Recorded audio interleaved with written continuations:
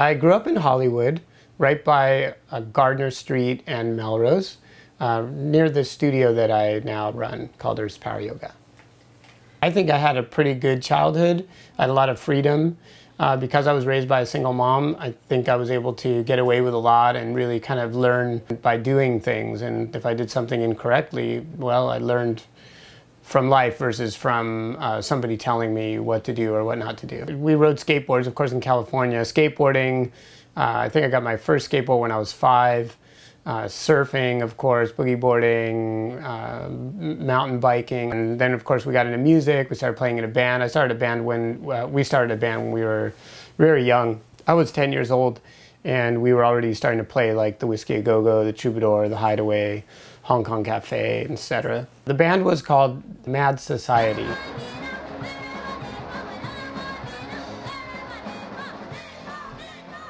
It was a punk rock band. It was like circa 1980, and we played really fast, hard punk music, and we were very young.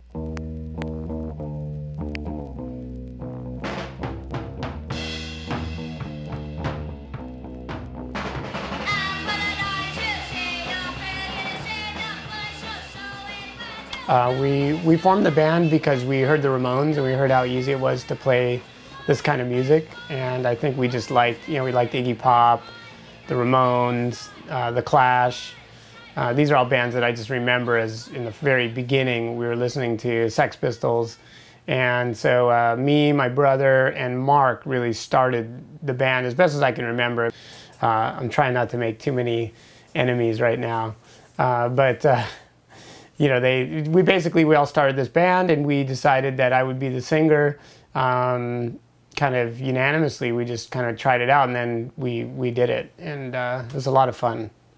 It was definitely worth doing. So yeah, I was 10 years old when we started our punk rock band. So we played the Whiskey A Go-Go, the Troubadour, the Starwood, the Hong Kong Cafe, Polish Auditorium, the Hideaway. Just a bunch of different places around LA. And this was one of the ones we played probably the most. And we really liked it here because this is where the Doors started. I mean, this place has a lot of history behind it. I think Elton John played here, Motley Crue played here, along with the Troubadour, of course. And we just liked playing because it was really close too. I could walk here, or even when I was 10, I used to hitchhike here and go up, play a gig, and then walk home or get a ride home. Right now we're at my old apartment. This is where I grew up, 1021 Gardner Street. Way back when. This is when I was in my band and stuff. Bulk of my life I grew up here. It's probably my most formative years were spent in the Tenderloin of West Hollywood. So this is a funny spot here because this is where I used to actually skate down and come down the stairs. I don't know if you can see the stairs in the shot, but I used to skate down this, jump down the stairs. And people get all upset because it's a lot more fun for me to skate from my back house all the way in the back. This is the original fence. This is the one that I actually used to climb over, and it used to break all the time. We'd hop over. But you can see they just replaced it. This is probably 40 years old. All right, so it must have been falling down.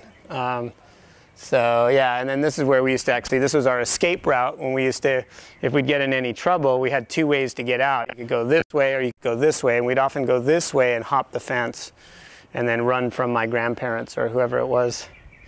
And then yeah, here's the back house, and you can see this was our front entrance growing up. Making the transition from being a punk rock singer to a yoga teacher was pretty easy because it was quite violent. The crowd was really violent, and as I got older, you start to realize that there's a lot of other ways to move people, and also move people in a healthier way. So that's why we ended up switching out to, I ended up just changing my whole lifestyle.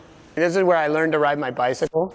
It was a rainy day, I still remember it. My dad wasn't around, and I was just doing circles in here. It was pouring rain, nobody was there. It was kind of again, it was one of those pretty sad situations. I was doing circles, and no one was there to see that I actually learned how to ride. There was no, look, Dad, I'm riding, look. There's no one there. So I was by myself. But whatever. I don't want to, it is what it is, Yeah, but now it's a chance to make a difference in your own kid's life. That's right. You know what to do. Yeah. Exactly. All right, let's go. I'm hungry.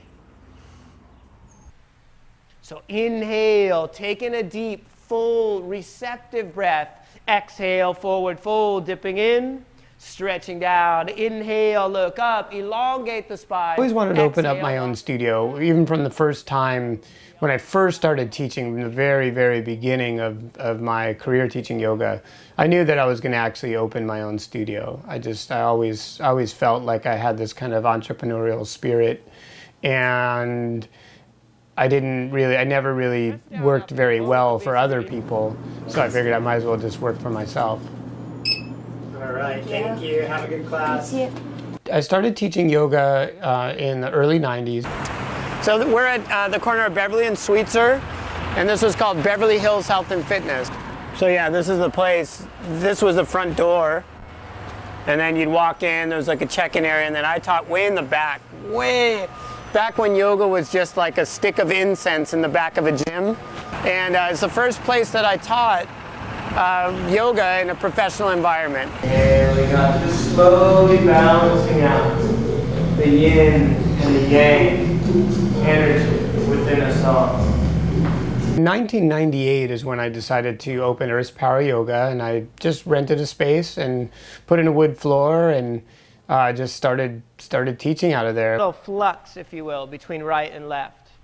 Right? One definition of yoga is literally the balance or jointure of opposites, especially hatha yoga. Right? The balance that you feel in this space. It was a huge step up from where I originally started. Release your hands, palms facing down. I've always been a really physical person, and I think the reason I decided to teach power yoga was because I saw the very tangible benefits of the exercise. So don't stretch in too far. Inhale, take in it's not just kind of words in the wind. So that's why I wanted to teach more vigorous power yoga, and that's what I did. I just kind of stuck with the really physical patterns, and that seems to have helped me for the long run. Okay, my classes now at the studio are really, they're hot and it's really sweaty, and we always have meditation. I do a gong meditation at the very end of every class because I still believe, as physical as a yoga class may be, there should always be meditation. And they're fully immersive now as I'm able to do stuff with video and animation. But I had the one space, it was called the Sunroom, that was my original studio. And I decided that once a space came available in the building, that I wanted to do something totally different. I wanted to create what I call the Yoga Scape. It's really a class that has to be experienced. The lighting it's more than just lighting, because it's actual video, there's CGI, sometimes we're practicing on a moonscape and watching the earth rise versus standing on the beach and watching the sunrise. To give you an example of just one example of what we get to experience there. One of my students wanted the Northern Lights, so they animated in the Aurora Borealis with different colored auroras. So the lighting actually affects the mood of the class, and it's something you just got to be in there to see. It's unlike anything else. It's something I always wanted to create. One time I was scuba diving in the Sea of Cortez at Los Arcos.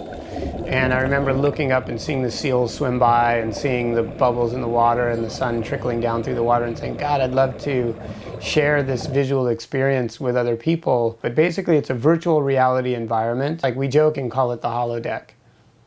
So it's like the holodeck from Star Trek. I've always been into really extreme sports, not your typical, tennis or whatever, but more off-road motorcycling, surfing, kite surfing, which is basically surfing with a kite attached to your waist that then pulls you up through the water. Rock climbing, mountain biking, skateboarding, electric skateboarding, snowboarding, scuba diving. I don't want to start. I'll probably start repeating myself if I keep going. But I've done just about every sport. I've jumped out of planes. I've flown planes. I've been into creating art my whole life. My brother's an artist, my mother's dabbled in art, and of course, I guess my uncle was an artist, so I got some of that gene. So I do consider myself an artist. I've painted some stuff on canvas, I've done some street art, which will remain anonymous. I've turned some of my more gallery quality art into street art, and then posted it around. Some of it is still up in LA. Some of it, of course, was taken down like the next day. Anyway, so yeah, it's fun. It's fun to be able to create and then project stuff on walls. That's a lot of fun. So my life now, I'm married. I have 2 kids. I still do a lot of extreme sports. As a matter of fact, when we're done shooting this, I'm going off-roading with my motorcycle and a buddy of mine. And I pretty much just work at the studio, teach yoga and do artwork, and then create new styles for people, new styles of yoga for people to experience.